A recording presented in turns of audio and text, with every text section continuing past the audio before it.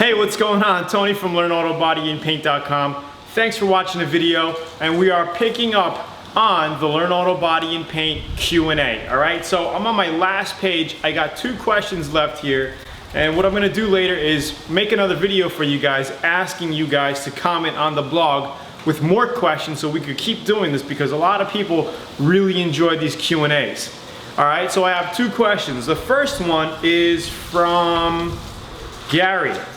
Gary says, hey Tony, my question is, when you repair and paint a fender, a door, a hood, or any body part, how do you match the paint shade with what's already on the vehicle? Meaning, the previous paint has some fade to it.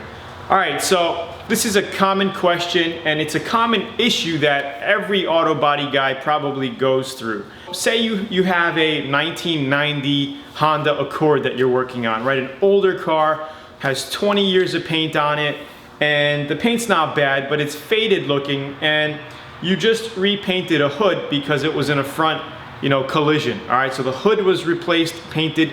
Now you have this beautiful looking hood, right? And because of monetary reasons, the customer or yourself didn't want to go painting the rest of the front of the car or the whole car, because of money reasons. So you basically decided just to paint that single panel. And this is what the question is asking basically. So when you have a nicely painted fender or a hood and it looks really good compared to the rest of the body panels, the only thing you could really do is give it a great buff job. All right, so you don't want to do your buff job before the paint job because of chemical reactions, right? You're gonna have compound all over the place, and it may get on your new panel. Or if you have the hood off of the car and you're doing the paint job, it's not a problem, right? If you have your fender off of it and you did your buff job, then you put it on. But if you're leaving the car, the panel's on the car, and then you paint it, right? Paint your panel first and then do your buffing job, right? Don't do your buffing job first, then mask it up and paint it. That's all I'm saying. But if you're doing it separate off the car, don't worry about the compound and stuff getting on the body panels, right? So that's what you want to do, is basically buff out your body panels, and pretty much, you can get a nice gloss out of it. If you know how to buff, you really don't have to color sand and buff, because a 20-year-old paint job is just mostly faded out, right? Hopefully it's not as bad to where the clear coat is flaking off and just faded out, right? All you gotta do is wash it down good, get some good compound, like I'm using the Auto Magic compound, and basically just buff it out. Buff it out till it gets glossy again, because it will get glossy. And I actually cover these steps in the VIP course. So if you want to see step-by-step videos on all these kinds of examples, check out the VIP course at LearnAutoBodyAndPaint.com. But that's what you usually do. My father always said, you can't make new paint look like old paint. So just remember that. You can't really make a new paint job faded looking to match the old paint job, but you could try to bring back the old paint job by buffing it out to look better so it matches. So that's what we usually do, paint the panel and buff out the rest of the car. If you don't want to paint the whole front of the car, if you paint the whole front of the car, you still have to buff out the rest of the car, the doors and the roof. But that's basically it, all right, without getting too crazy about it. Mosquito. And that's what you want to do. And again, we show examples of this in the VIP course.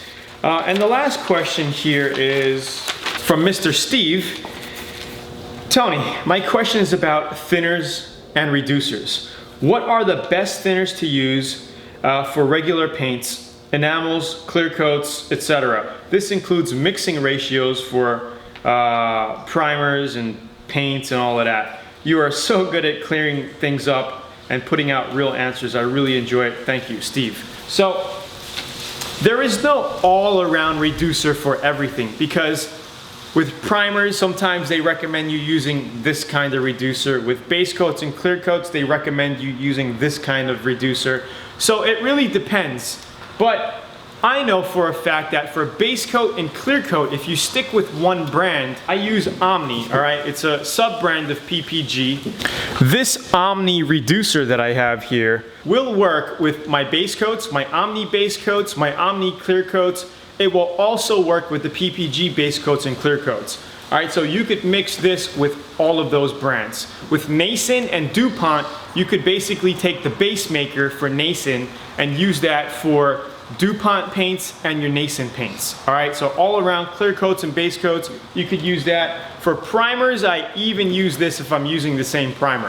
All right, usually they don't tell you on the can to mix reducers and primers, but you can reduce it. If it's thick, use a reducer, it will not hurt it. 10 to 15% is not gonna kill it. With 2K primers, it's usually a 3-to-1 or a 4-to-1 mixture, depending on what paint brand you're using, and that's basically it. But if you're using a 1.4 size spray gun tip to do your all-around painting, you could use that for primer as well. And primer usually is a little thicker than regular paints. So they want you to spray at a 1.7 tip size, usually 1.8 size, so you can get the thicker material out of your spray gun.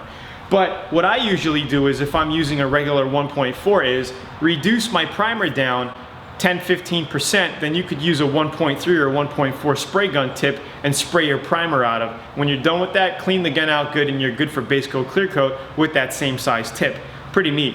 So again, it's Tony from LearnAutoBodyAndPaint.com. I hope you like this quick Q&A session. If you have any more questions and comments, I'm gonna make another video like this where you can go exclusively to a blog page and put more of your comments down. This way I can get to them one by one. All right, it's Tony. Don't forget to go to the website at LearnAutoBodyAndPaint.com to get your free 85-page auto body manual. It took me 3 months to write. It's full of jam-packed content, and I think you'll really like it.